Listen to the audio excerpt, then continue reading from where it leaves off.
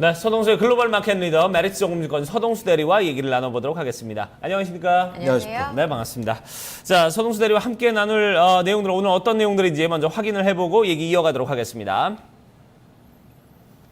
자, 오늘은 지속되는 미국의 고용지표 호조에 대해서 좀 얘기를 나눠보도록 하겠습니다. 네. 자, 고용지표 지금 뭐 생각보다는 상당히 좀 잘 나왔습니다. 이런 부분에 대해서 금리 인상에 대한 또 얘기들 기정사실화되는 것이냐, 아니면은 또 다른 지표들 때문에 좀 이제 미뤄지는 것이냐, 이런 부분에 대해서 좀 여러 가지 또 논란들이 있는데 어떻습니까? 일단 고용지표 먼저 좀 살펴보도록 하죠. 뭐 일단 호조라고 표현을 그냥 해도 될 것 같습니다. 뭐 나쁘지 않으면 호조고요.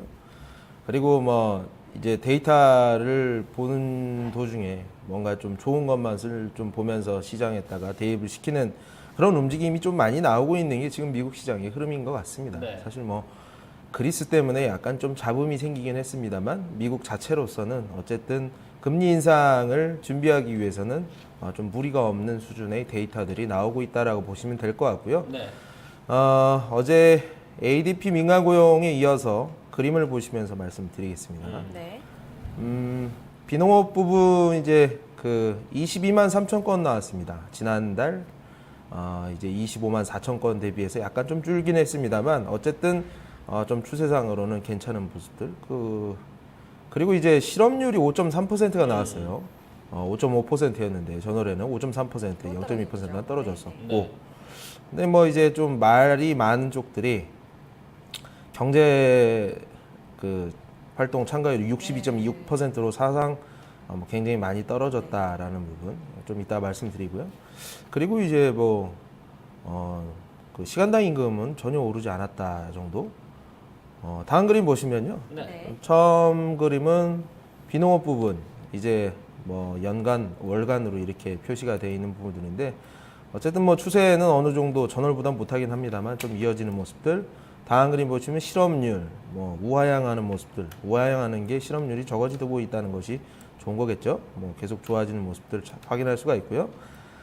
그리고 마지막으로 이제 그 자블리스 클레임, 그러니까 실업수당 청구 건수가 지속적으로 좀 좋아지는 모습들 마지막 그림으로 약간 조금 올라오긴 했습니다. 네. 그런데 뭐 추세는 계속 좀 유지하고 있는 상황이라고 보시면 될 것 같습니다. 네. 주간 고용지표인 이 신규 실업수당 청구 건수가 목요일날 발표가 되고 또 원래 금요일에 이례적으로 원래 발표가 되는 건데 네. 이번에 또 휴장에 들어가게 되면서 목요일에 한꺼번에 고용지표가 쏟아졌습니다. 그렇습니다. 예상을 하회했지만 그래도 추세적으로는 좋게 봐야 되지 않겠느냐라는 얘기를 해주셨는데 말씀대로 아까 꼬집으셨던 경제활동 참가율이라던가 이런 부분들이 크게 줄면서 결국은 실업률 하락으로 이어진 게 아니냐라는 지적들도 많거든요. 이런 부분들 좀 외신 통해서 어떻게 봐야 될지요? 뭐 외신들은 뭐 얘기가 많습니다. 뭐 나쁘지 않다, 좋다, 나쁘다. 그러니까 과연 이 실업률이 맞는 것이냐? 네. 왜 임금 상승이 일어나지 않았느냐? 네. CNN머니 따르면 어쨌든 실업률은 2008년 이래로 가장 좋은 5.3%에 이르렀고 비농업 고용 추세가 그 마이닝 쪽에서 그 감소폭이 조금 많이 줄어들었거든요. 어쨌든 헬스케어가 한 4만 건, 비즈니스 서비스가 6만 4천 건이 늘어났다라고 이렇게 얘기를 하고 있고 시간당 임금이 상승률이 상당히 저조한 부분들 아까 말씀하시는 경제활동 참여율이 37년 내 최저. 아니 근데 이거 몰랐냔 말이죠. 제가 항상 말씀드렸지만 막 뜯어 보면 뭐가 좋아진지 잘 모르겠다. 비농업 부분 고용 여러 가지 뭐 파트타임 잡이 늘어나고 뭐 레스토랑 바에서 일하는 사람들이 많고 돈도 별로 벌지도 못하고 뭐 실업률이 낮은 게 경제활동 참여가 굉장히 낮아서 일어나는 일들인데 이게 진짜 고용이 좋아지는 게 맞느냐라는 의문을 분명히 가지고는 있습니다. 뭐 어떻게 됐든 시장에서는 좋게 해석을 하고 연준이 금리를 올려주시겠다는 그 그림을 어떻게든 끼워 맞추려고 하는 그 지표 해석으로 받아들일 수 있다. 그리고 이제 여름 경제가 좀 상당히 좀 긍정적으로 여름 초입이기 때문에 네. 좀 좋아지는 거 아니냐. 2분기에 이어서 뭐 3분기도 이제 뭐 기대할 수 있는 추세.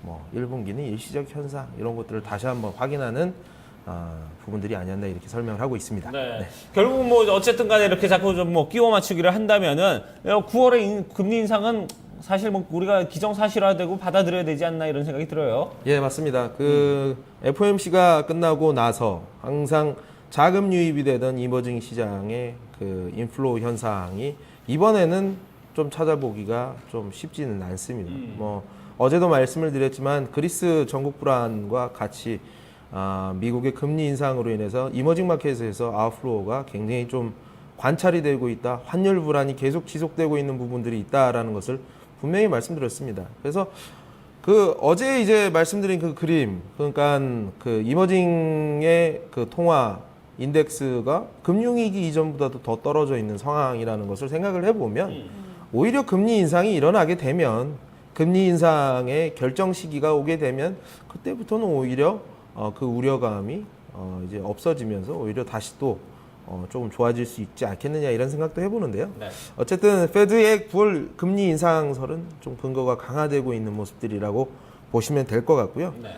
우리가 이제 다시 한번 말씀드리겠습니다만 7월 28일 날 FOMC가 결정이 되어 있습니다. 그 전에는 일주일 전에는 7월 20일 날 이제 ECB의 그리스에 대한 ELA 관련된 이제 지속을 하느냐 마느냐 여부가 또 결정이 될 수 있는 부분들. 그러니까 채권 만기가 있기 때문에 7월 달은 뭐 중간중간에 튀어오르는 부분들이 있겠습니다만 이런 좀 안 좋은 그리고 이머징 시장이 특히 안 좋은 여러 가지 재료들이 아주 적재적소에 일주일에 한 번씩 한 4주 동안 한 서너 번씩 있기 때문에 네.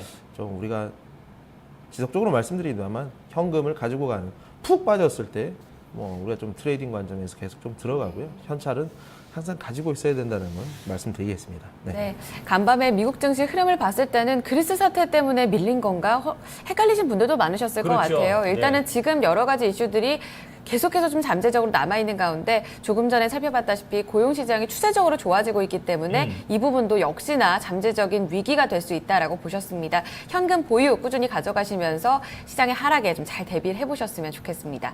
자, 다음 이슈로 넘어가겠습니다. 네.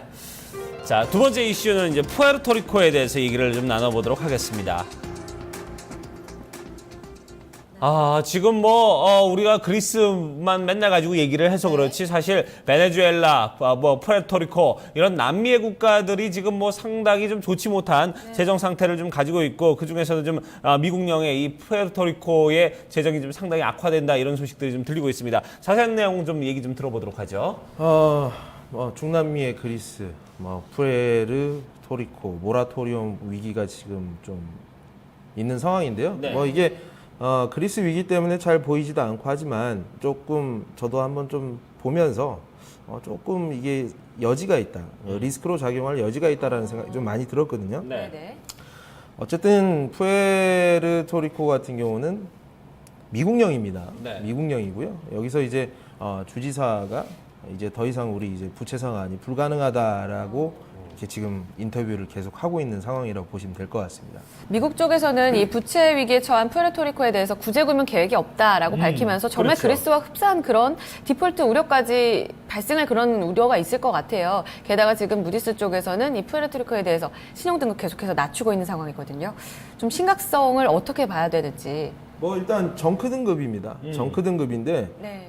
푸에르토리코에 대해서 왜 이런 부채에다가 왜 투자를 했느냐라는 네. 것을 우리가 생각을 해볼 게 아니라 왜 그랬냐면 이게 면세 채권입니다. 세금을 안 하기 때문에 뭐 지금 과징을 하지 않기 때문에 네. 이 미국인들이 상당히 많이 좀 이 채권을 사고 있는데 CNN에 따르면 이 푸에르토리코의 채권에 대해서 대다수의 미국인이 보유를 하고 있다라는 부분들이 좀 문제가 될 수 있다는 점이죠. 어떻게 보면 이건 미국 관련해서 약간 좀 악재가 될 수 있는 부분들이거든요. 그래서 지금 현재 377개 뮤추얼 펀드가 푸에르토리코의 이런 정크 등급의 채권을 지금 현재 보유하고 있는 상황이다. 면세 혜택을 누리기 위한 이런 보유라고 보시면 될 것 같습니다. 네. 그렇게 되면 앞으로 이 같은 지금 그리스 사태 자체가 글로벌 증시에 미치는 영향력이 상당하잖아요. 그렇죠. 아직까지는 푸에르토리코에 대한 어떤 글로벌 증시 영향력을 볼 수 있는 부분은 없거든요. 하지만 뉴욕 증시에 영향을 급적으로 미치게 된다면 결국은 우리 쪽에서도 피해를 볼 수가 있는 부분이기 때문에 어떻게 봐야 될지 좀 점검이 필요할 것 같아요. 예, 뭐 사실 뭐 지금 뭐 시나리오를 여러 가지로 뭐 짜가지고 하기에는 약간 무리가 있는 상황이고요. 분명히 좀 인지를 해야 되는 부분들이다. 푸에르토리코와 다른 나라도 아니고 미국 쪽에 이 채권자를 많이 두고 있다는 측면은 어떻게 보면 뭐 그 금액 자체가 그렇게 크지는 않을지언정 어떻게 됐든 단기 리스크로 나올 가능성이 있기 때문에 우리가 제가 뭐 계속 이런 상황에 대해서 말씀을 드리긴 하겠습니다만 네. 이런 것들을 좀 관심을 가질 필요가 있다라고 이렇게 정리를 해드리겠습니다. 네. 네. 자, 일단 뭐 단기적일 가능성은 높습니다만 어쨌든 뭐 이 베네수엘라에 대한 이 푸에르토리코에 대한 어떤 채권들이 좀 미국에서 좀 상당히 많이 가지고 있기 때문에 이런 부분이 분명히 좀 영향을 미칠 것이다. 자, 이게 지금 어느 정도의 파급력을 가질지는 조금 살펴봐야 되겠지만 그래도 뭐 큰 부분은 아니더라 하더라도 조심해야 될 부분은 맞기 때문에 이런 부분 하나하나 좀 챙겨보자는 그런 의견이었습니다. 네, 최근에 전 세계적으로 영향을 미칠 수 있는 촉발될 수 있는 위험에 대해서 저희가 짚어드리고 있고요. 이와 더불어서 현금 보유화 전략을 같이 점검해 드리고 있으니까요. 이 부분 같이 한번 참고를 해보셨으면 좋겠습니다. 자, 이슈 마무리 짓겠습니다. 글로벌 마켓 리더 메리츠 종금증권 서동수 대리와 함께했습니다. 감사합니다, 대리님. 네, 고맙습니다. 감사합니다.